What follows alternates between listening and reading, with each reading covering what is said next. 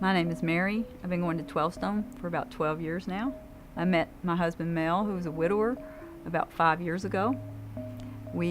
I invited him to come to 12 Stone, and I remember at first he was reluctant to put his name on anything, and I watched over time as we began to come every Sunday, that just disappear, and he began to trust. When Mel was 14, he made a commitment to Christ. And I remember one Sunday here at 12 Stone, we had an open baptism. And he leaned over to me and he said, I just really feel like the Lord wants me to be baptized. And I said, go for it, baby. So he went forward, he was baptized, and I took pictures of him, and it was just a really special time for both of us. It's my joy and it's my honor, my brother, to baptize you in the name of the Father, and the Son, and the Holy Spirit.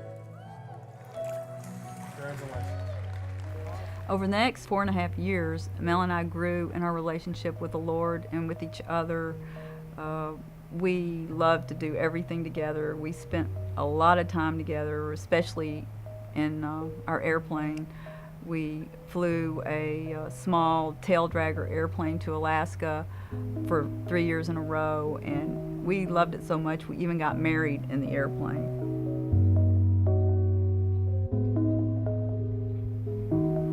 One morning we woke up and it was just like any other day, and Mel always woke up and he would say, "Good morning, beautiful," and I'd say, "That's because you don't have your contacts in yet." And I always called him sweetheart, and I would say, "Good morning, sweetheart," and he went into his prayer closet and I went into the living room, and then we would meet up together, and it was just real different that morning. He actually got down on his knees and looked me in the eye and said, "I love you," and it was just really, really pierced my heart when he said it. And he did that periodically, but not all the time. And, went on about our day, just like any ordinary day.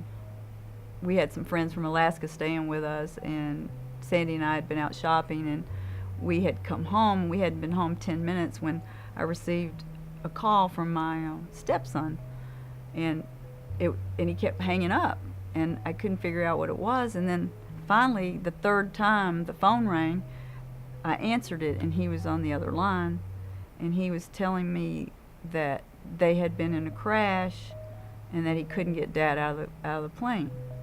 I immediately went into shock and handed the phone to my friend Jay, who was staying at our house, and he took care of it. He got all the details and everything, and I just sat at the table in shock. And he got me to the hospital. I remember seeing several members of our small group at the hospital.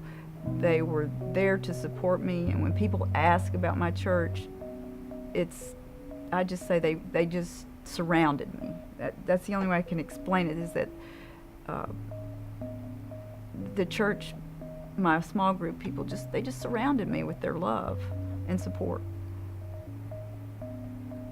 I got word from the hospital that Mel did not make it. He had lost both the engines on the airplane, and they were only 350 feet in the air, and he was able to land the airplane in a small area in someone's backyard. I was told that he turned the airplane at the last moment so that he could save the others on the airplane, one being his son. And 3 people walked off that airplane that day, and I feel that my husband sacrificed his life to save them. I remember the days after the crash. I was just in a fog, and one day I just got up and I knew I had to get out and do some hard things. And one was just the first one I did was just a walk in the neighborhood. Mel and I used to walk sometimes in the evenings in the neighborhood, so I got out and I walked, and everything I did without him was really hard. God was just urging me to just push on and do the things that we did together alone. If I'd never took the steps that I've taken, I don't know that God would have met me the way that He has. Just doing hard things is, I think that's where God meets us. And that's what I intend on doing. I intend on following Him. I don't know the plan that He has for my life at this point in my life, but my intentions are just to keep taking one step at a time.